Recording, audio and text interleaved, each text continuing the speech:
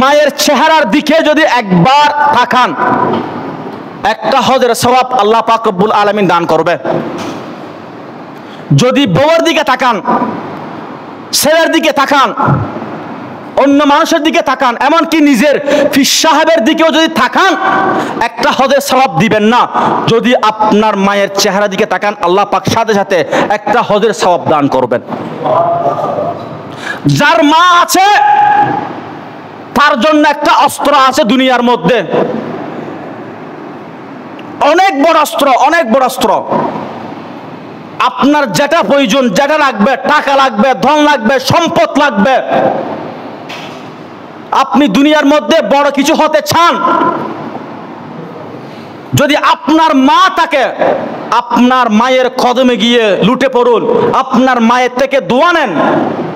আপনার যত অভাব, যত টেনশন, যত কষ্ট, সবকিছু মায়ের উসিলায়, মায়ের বরকতে আল্লাহ পাক রব্বুল আলামিন দূর করে দিবে। উচ্চ আওয়াজে বলি সুবহানাল্লাহ। মা কেন এত দামি জানে না সকলে, মা কেন এত দামি জানে না সকলে, জানতো যদি পড়তো দেখে কোরআন হাদিস কোলে, জানতো যদি পড়তো দেখে কোরআন হাদিস।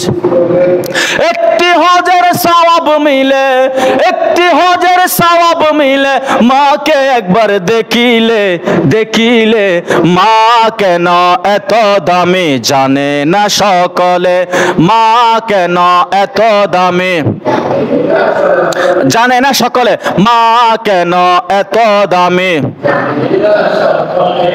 জানতো যদি পড়তো দেখে কোরআন হাদিস কোলে।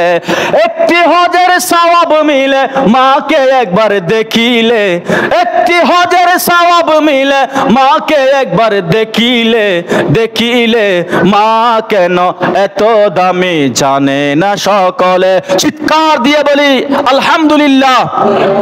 যাদের মা এখনো বেঁচে আছে আরেকবার বলি আলহামদুলিল্লাহ।